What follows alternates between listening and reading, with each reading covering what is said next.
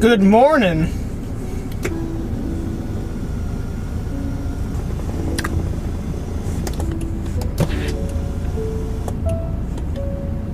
So if you've been poking around the internet here, you've probably seen the leaked images of the Mclaren 720S. The car looks striking, and I'm really excited to see it at Geneva, but apparently there's been another image of the 720S that's been leaked, and I think this was probably yesterday when it leaked, but it shows it with the wings open, and they have the same kind of butterfly doors that the 650S has. It really looks cool, so I really went in depth and tried to see all the little quirks and changes that I could find on the car for you guys. There's the front slats by the front bumper where the air is channeled in and around the wheel.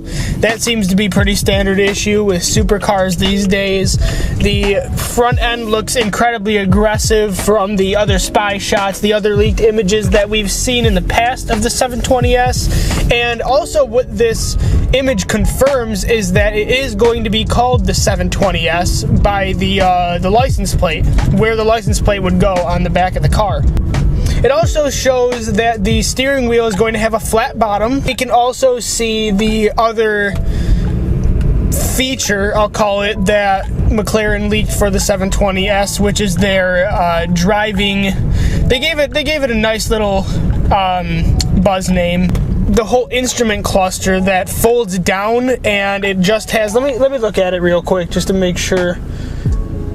So yeah, it folds down and you can see what gear you're in, the RPM, the tachometer there, the digital tachometer, and your speed. And it folds away and goes inside of the dashboard so you can actually see more of the road, which is really, really cool.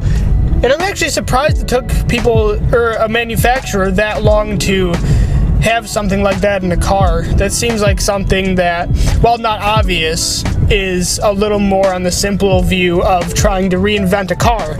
So that's pretty cool.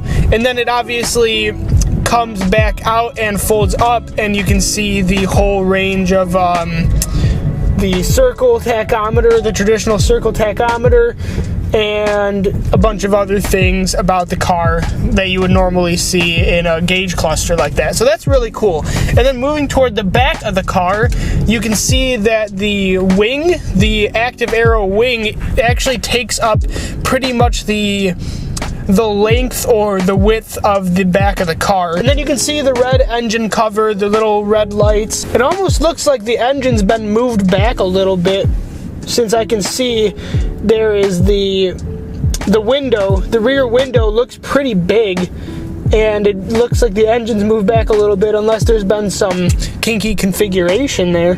Then you have the giant rear diffuser as always, and the two kind of centralized exhaust pipes there.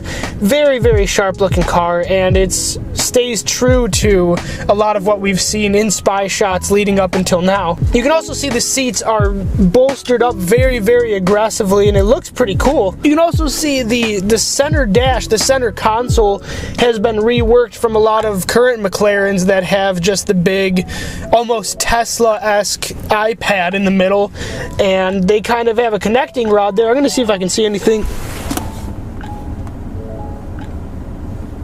It looks pretty reworked. I can see a little dial maybe in the center there, and there are some other controls that are apparent in that little center stack, which is really cool looking.